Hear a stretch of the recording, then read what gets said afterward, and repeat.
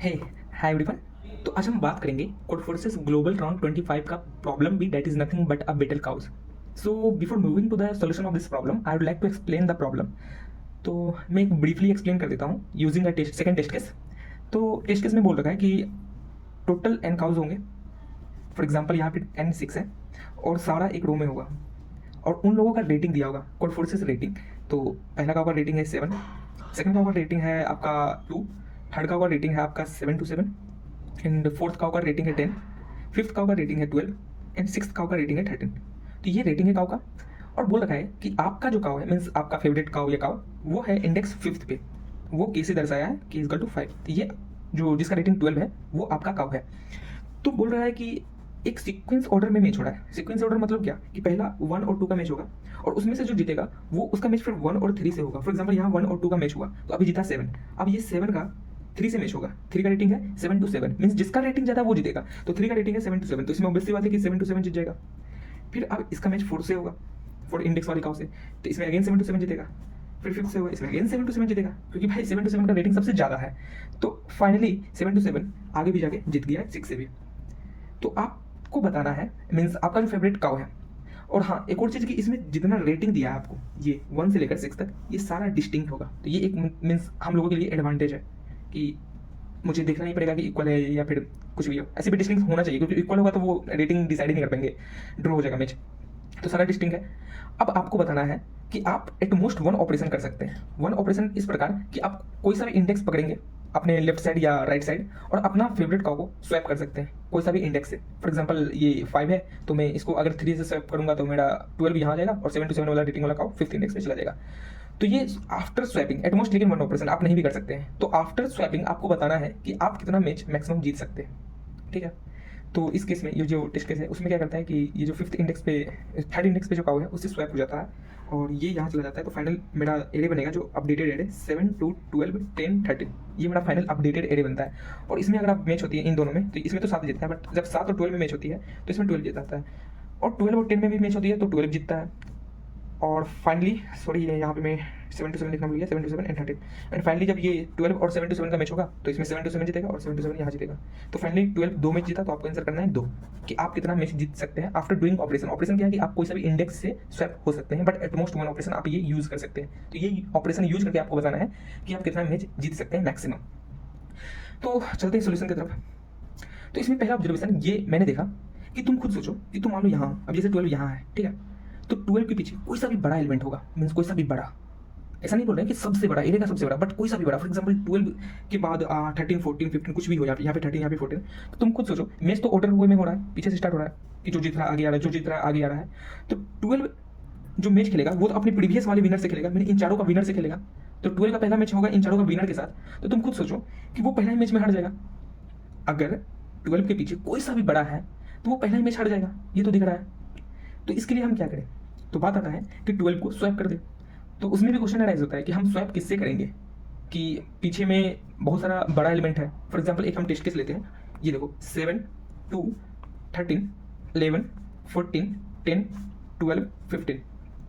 तो इसमें अगर मान लो कि हम बोलते हैं कि तुम्हारा काउ 12 वाला है, अब तुमसे बड़ा एक बार इंडेक्सिंग भी कर देते हैं इसका 1 2 3 4 5 6 7 8, ठीक है। अब मान लेते हैं कि तुम्हारा काउ जो इंडेक्स 7 पे है वो है, ठीक है। तो तुमसे बड़ा पीछे कितना एलिमेंट है, तो दिख रहा है एक 13 वाला एलिमेंट है जो कि बड़ा है, एक 14 वाला एलिमेंट है जो कि बड़ा है। तो ऑब्वियस सी बात है तुम्हारा पहला मैच इन सभी का विनर मींस इस रेंज में जितना एलिमेंट है इन सभी का विनर से होगा। हाँ होगा। तो तुम पहले ही मैच हट जाओगे। तो अगर हम स्वैप नहीं करेंगे तो हमारा आंसर 0 होगा, तो हमको स्वैप करना पड़ेगा, ठीक है। तो अब बात आती है कि स्वैप इसको किससे करेगा, तो 14 से करेगा या 13 से करेगा या फिर फर्स्ट इंडेक्स से करेगा। फर्स्ट इंडेक्स का मैं किस बताऊंगा ऐसा क्यों, बट पहले आते हैं कि हम 13 से करें या 14 से करें या फिर और कोई भी बड़ा एलिमेंट इनसे इसके पीछे होगा उससे करें। तो हम बोलेंगे कि चलो 14 से करते हैं। तो तुम खुद सोचो कि 14 से करोगे फिर भी तो बात वही हो जाएगी कि इससे पहले ऐसा कोई बड़ा एलिमेंट आ रहा है जो तुमसे बड़ा हो। तो 12 यहाँ पहुंच जाएगा, 14 यहाँ पहुंच जाएगा और 13 12 से बड़ा है। तो फिर वही बात हो जाएगी कि नंबर ऑफ मैच विन 0 हो जाएगा। तो यहाँ से हमको इस टेस्ट केस से एक चीज़ तो पता चल गया कि अच्छा मेरे पीछे में सबसे पहला इंडेक्स पे मीन्स जो सबसे दूरी पे पीछे में सबसे दूरी पे जो सबसे बड़ा एलिमेंट होगा हम उससे स्वैप होंगे। तो उससे स्वैप होगा तो क्या मतलब क्या फ़ायदा होगा, उससे मेरे को ये फ़ायदा होगा कि बताते हैं एक और हम एग्जांपल लेते हैं एक बड़ा सा टेस्ट केस, तब और क्लियर समझ में आएगा। कि मान लो यहाँ पे 1 है 2 है 3 है 4 है यहाँ पे आता है 13, फिर यहाँ पे आता है 5 है, 6 है, 7 है, 8 है, 9 है, अब यहाँ आता है 14, फिर यहाँ पे 10 और यहाँ पे हम 12 और यहाँ पे 15 कर देते हैं। तो अभी के लिए तो तुम्हारा जो काउ है वो है 12, और हम बोल रहे हैं कि जो सबसे लेफ्ट साइड में सबसे बड़ा मीन्स तुमसे बड़ा रेटिंग वाला काउ है उसे पकड़ो और उससे स्वैप हो जाओ। तो उससे अगर हम स्वैप होंगे तो मेरा ये रेंज मीन्स फिर मेरा आंसर क्या बनेगा? तो ऑब्वियस सी बात है कि तुम कब तक जीतोगे, क्योंकि तुम तो अब इस रेंज में सबसे बड़ा हो, तो तुम कब तक जीतोगे? जब तक तुम्हारे से बड़ा तुम्हारे राइट साइड ना मिल जाए। तो ऑब्वियस सी बात है मेरे से बड़ा मेरे राइट साइड ये 14 है, तो मेरा रेंज ऑफ जीतने का ये होगा, इसको मान लेते हैं अभी के लिए वाई। ठीक है, तो मेरा रेंज ऑफ जीतने का अभी वाई होगा। अगर हम ये 12 को फर्स्ट इंडेक्स से स्वैप करते हैं, क्योंकि एक ही ऑपरेशन यूज कर सकते हैं, तो मेरा रेंज तो ये 12 यहाँ जाता और ये एक यहाँ चला जाता। तब ये कब तक जीतता? जब इसका राइट साइड कोई बड़ा ना मिल जाए। तो 13 था बड़ा, तो इसका रेंज ऑफ जीतने का ये हो जाता, इसको मान लेते हैं एक्स। तो तुम खुद सोचो तुम्हारे पास दो पॉसिबिलिटी है कि नहीं? क्या किस चीज़ का पॉसिबिलिटी? ये कि एक बार तुम पहला इंडेक्स मीन्स पहला इंडेक्स पे जाओ और स्वैप हो जाओ, और वहां से देखो कि तुम कितना मैक्सिमम आंसर जुगाड़ कर सकते हो। तो हम उसको माने हैं एक्स, क्योंकि ये तब तक जीतेगा जब तक इससे बड़ा ना मिल जाए। तो वहां पे माने हैं एक्स में वो जीतता है। और दूसरा पॉसिबिलिटी ये है, क्योंकि हम एक ही ऑपरेशन कर सकते हैं, दूसरा पॉसिबिलिटी ये है कि हम तेरे तेरे से स्वैप हो जाए, मीन्स जो मेरे से जस्ट बड़ा है और लेफ्ट मोस्ट साइड है उससे स्वैप हो जाए, और उसका देख लो वो कब तक जीतता है। तो वो जीतेगा जब तक उसे अपने से बड़ा नहीं मिल जाए। क्या पता उससे अपने से बड़ा कोई मिलता ही नहीं आगे जाके, या फिर सबसे लास्ट पे मिलता। तो ये वाई उसको हम मान लिए रेंज, और इन दोनों में से जो मैक्सिमम होगा उसे हम प्रिंट कर देंगे। That will be our final answer, max of X and Y. So this was the final logic of this problem. So moving to the code part, let's discuss the code. Hey so moving to the code part. तो इस code में मैंने दो variable लिया है N and के, और मैं जीरो बेस्ड इंडेक्सिंग रखा हूँ इसलिए कि माइनस माइनस कर दिया।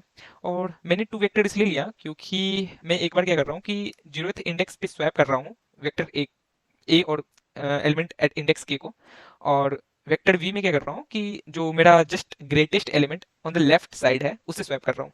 तो अगर मैं कोड की तरफ बढ़ूँ तो ये है मेरा कोड कि मैं वेक्टर ए जो है उसमें ए एफ जीरो और ए एफ के को स्वैप कर रहा हूँ, और आंसर टू वेरिएबल बनाया हूँ, और ये आंसर निकाल रहा हूँ। मीन्स मेरा जो मैंने बताया था ना कि एक एक्स और एक्स रेंज बन रहा है और वाई रेंज बन रहा है, तो ये आंसर टू मेरा एक्स रेंज है।